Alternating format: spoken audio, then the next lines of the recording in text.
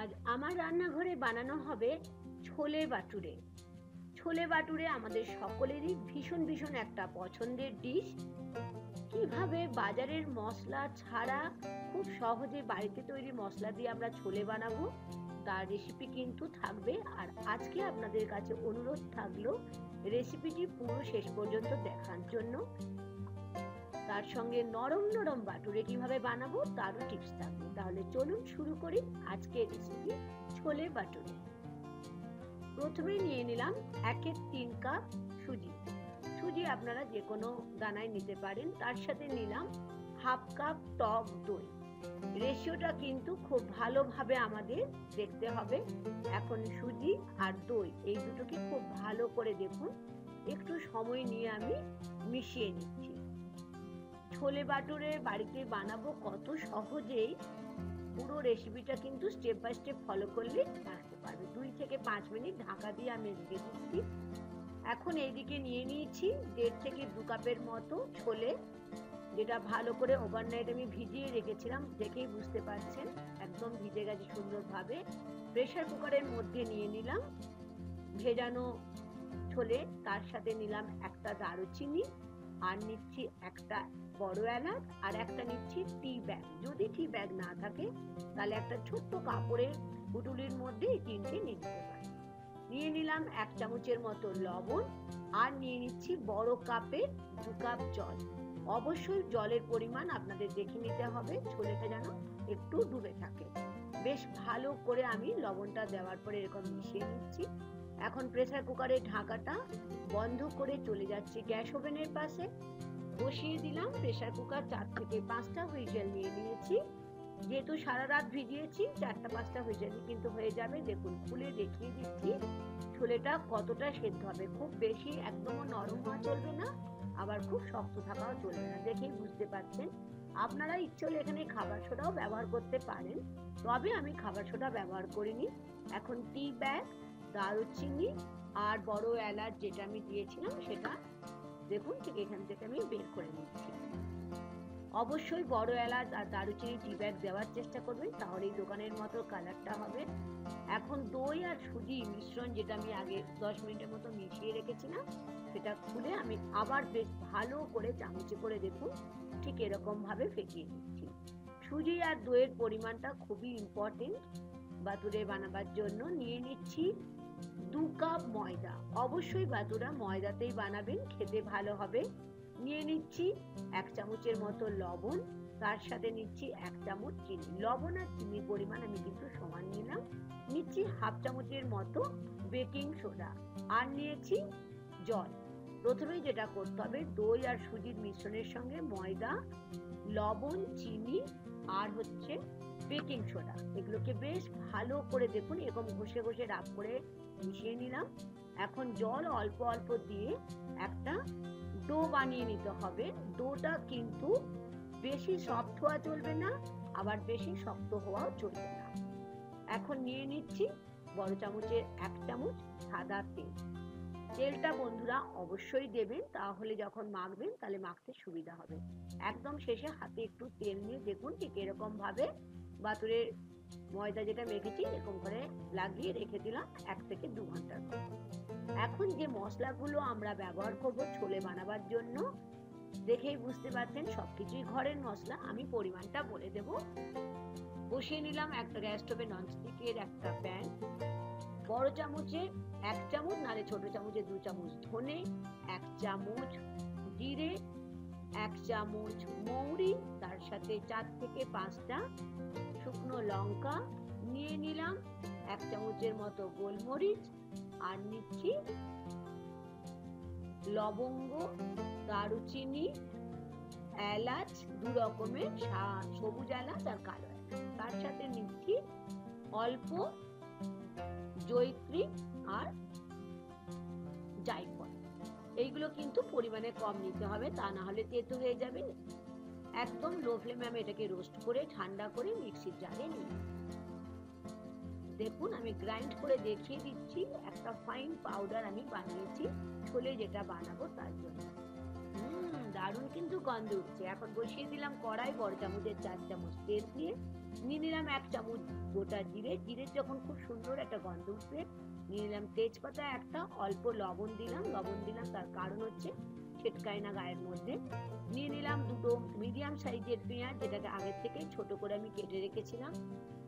এখন নিয়ে নিচ্ছি একটা মিডিয়াম সাইজের টমেটো, যেটাকে আগের থেকে আমি ছোট ছোট করে কেটে রেখেছিলাম। ফ্লেম মিডিয়ামে রেখে মিনিট 2 মতো পেঁয়াজ আর টমেটো কষিয়ে নিচ্ছি।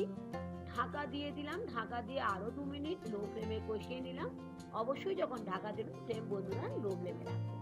এখন টমেটো আর পেঁয়াজ থেকে দেখতেই পাচ্ছেন জল বের হয়েছে বলে নরম হয়ে গেছে। নিয়ে নিলাম দুটো কাঁচা লঙ্কা, ঝালটা অবশ্যই নিজেদের পছন্দ মতো নেবেন। বড় চামচের 1 চামচ আদা রসুনের পেস্ট দিয়ে দিলাম।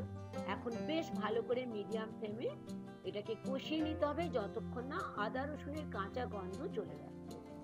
এখন 2 মিনিটের জন্য আবার ঢাকা দিয়ে কষিয়ে নিচ্ছি লো ফ্লেমে অবশ্যই। ঢাকা খুলে দেখুন ভালো করে আর একবার কষিয়ে নিয়ে নিচ্ছি হলুদ, রেড চিলি পাউডার আর নিলাম অল্প জল, তার সাথে নিচ্ছি চিনি 1/2 চামচের মতো। কাশ্মীরি রেড চিলি পাউডারটা দেওয়া হবে তার কারণ রংটার জন্য, সেটা একটু বেশি পরিমাণে নেবেন, 1 থেকে 2 চামচের মতো। এখন ভালো করে কষিয়ে যে মশলা তৈরি করে রেখেছিলাম ঝোলের জন্য সেই মশলাটা দিয়ে দিলাম। অল্প মশলা কিন্তু শেষের দিকে তুলে রাখতে পারেন, একদম লাস্টে ছড়িয়ে দিতে পারেন। এখন 1 থেকে 2 মিনিটের মতো মিডিয়াম ফ্লেমে কষিয়ে নেওয়ার পরে যে ছোলেটা আমি সেদ্ধ করে রেখেছিলাম দেখছেন জল শুদ্ধই দিয়ে দিলাম, তার কারণ আমি টি ব্যাগ দিয়েছিলাম। টি ব্যাগের যে কালো রংটা হয়েছে এটা খুব দরকার দোকানের স্টাইলে ছোলে বানাবার জন্য। এখন মিডিয়াম ফ্লেমে বেশ ভালো করে আমাদের মিনিট 2 মতো ঢাকা দিয়ে ছোলেটাকে কষিয়ে নিতে হবে। এখন কিন্তু দারুণ গন্ধ উঠছে পুরো রেস্টুরেন্ট স্টাইলে। ভালো করে আবারও আমি কষিয়ে নিচ্ছি। এখন নিয়ে নিচ্ছি 1 কাপ, ছোট কাপের 1 কাপ গরম জল। অবশ্যই এটা ঝোল ঝোলও হবে না, গ্রেভি, এটা মাখা মাখা গ্রেভি হবে, সেই জন্য জলটা সেই বুঝেই নেবেন। এখন মিডিয়াম ফ্লেমে বেশ ভালো করে 2-1 মিনিটের মতো ফুটিয়ে নিয়ে 1/2 চামচ আবার শেষে নিয়ে নিলাম ছোলে মশলা আর নিলাম 1 চামচের মতো আমচুর পাউডার, মানে ম্যাঙ্গো পাউডার যেটাকে আমরা বলি। তৈরি হয়ে গেল ছোলে। তবে এটা রেস্টুরেন্ট স্টাইলের মতো করতে হবে বলে এখন একটা ছোট্ট কড়াই বসিয়ে নিয়ে নিলাম 1 চামচ কাসুরি মেথি, তার সঙ্গে বড় চামচের 1 চামচ ঘি। অবশ্যই ফ্লেম লোতে রাখবেন। ঘি আর কাসুরি মেথিটাকে একটু হালকা ভেজে তাতে নিয়ে নিচ্ছি দুটো কাঁচা লঙ্কা স্লিট করে। নিয়ে নিলাম 1 চামচের মতো কাশ্মীরি রেড চিলি পাউডার। অবশ্যই এখন ফ্লেম বন্ধ করে দেবেন, না হলে এটা কালো হয়ে যেতে পারে। এখন তৈরি হয়ে গেল আমাদের ছোলে। তেজপাতা ছড়িয়ে দিয়ে মিশিয়ে দিলাম ছোকটা। তৈরি হয়ে গেল একদম রেস্টুরেন্ট স্টাইলে ছোলে বা চানা। এটা এখন রেখে দিলাম। এরপর চলে যাব বাতুরা তৈরি করতে। 1 থেকে 1.5 ঘন্টা পর বাতুরা যে ময়দাটা আমি মেখে রেখেছিলাম খুলে আর একবার বেশ ভালো করে আমি এরকম ভাবে মেখে নিয়ে লেচি কেটে নিচ্ছি। অবশ্যই লুচির থেকে একটু বড় হবে, তবে রুটির থেকে একটু ছোট হবে। আপনারা যদি বড় বাতুরা খেতে চান তাহলে একটু বড় করবেন। আমি মিডিয়াম সাইজে নিয়েছি, দেখুন এরকম করে বলের মতো করে অল্প অল্প তেল দিয়ে আমি বেলে নিচ্ছি। আপনারা ইচ্ছে হলে ময়দা দিয়েও বেলতে পারেন। বাতুরা করার মেন নিয়মই হচ্ছে, যেটার দিকে লক্ষ্য রাখতে হবে, বাতুরাটা পাতলা হবে না, একটু মোটা মোটা বেলতে হবে। আর তেলটা আমি আগের থেকে একদম গরম করে রেখেছিলাম। অবশ্যই গরম তেলের মধ্যে আমাদের বাতুরে ভাজতে হবে, তা না হলে বাতুরা ফুলবে না। বেশি গরম হলে পুড়ে যেতে পারে, আর কম তেল গরম হলে সেটা ফুলবে না। দেখেই বুঝতে পারছেন আমার তেলের টেম্পারেচার কিন্তু একদম ঠিক আছে। একটা দিক হয়ে গেলে আবার আর একটা দিক ঘুরিয়ে নিলাম। তৈরি হয়ে গেল একটা বাতুরে। আমি আবার একটা দিয়ে দিলাম, সাইড থেকে দিয়ে দেখুন ঠিক এরকম ভাবে আমি ছান্তাই করে তেলটাকে লাগিয়ে লাগিয়ে দিচ্ছি, তাহলে এটা আস্তে আস্তে ফুলে উঠবে। ফ্লেম অবশ্যই লো টু মিডিয়ামে রাখবেন, কখনো হাই ফ্লেমে রাখবেন না।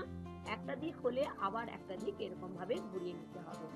তৈরি হয়ে গেল এরকম ভাবে সমস্ত বাচ্চাগুলো। এখানে আমি একটু নিয়েছি পেঁয়াজ, যেটা রিং করে কেটে নিয়েছি, অল্প লবণ আর রেড কাশ্মীরি চিলি পাউডার দিয়ে দিয়ে অল্প লেবুর রস দিয়ে এটাকে মাখিয়ে নিচ্ছি। চানা বাটুরের সঙ্গে দোকানের স্টাইলে খেতে হলে অবশ্যই এটা বানাবেন বন্ধুরা। অবশ্য আচার দিয়েও খেতে পারেন, তবে এই পেঁয়াজ দিয়ে খেলে কিন্তু দারুণ লাগবে। এখন হচ্ছে আমাদের পরিবেশন করার সময়। আশা করি সামনেই আসছে দিওয়ালি, দুর্গাপুজো, অবশ্যই বাড়িতে লোকজন আসবে। এই রেসিপিটা আমার মতো স্টেপ বাই স্টেপ ফলো করে অবশ্যই বানাবেন। ভালো লাগলে দেখতে দেখতে লাইক আর শেয়ার করতে ভুলবেন না বন্ধুরা। নতুন বন্ধু হলে কুকিং উইথ মুনমুনের সঙ্গে থাকার অনুরোধ হলো। দেখুন আমি এটা কেটে দেখিয়ে দিচ্ছি বাতুড়াটা কতটা সুন্দর জালি জালি হয়েছে, মানে কতটা ভালো এটা কুক হয়েছে। এখন অবশ্যই আমি খেয়ে দেখছি, আপনারাও খেয়ে দেখবেন, তার জন্য বানাতে হবে। অবশ্যই এই টিপসগুলো মাথায় রাখবেন এবং বানিয়ে আমাকে লিখতে ভুলবেন না আজকের রেসিপি কেমন লাগলো। থ্যাংক ইউ বন্ধুরা।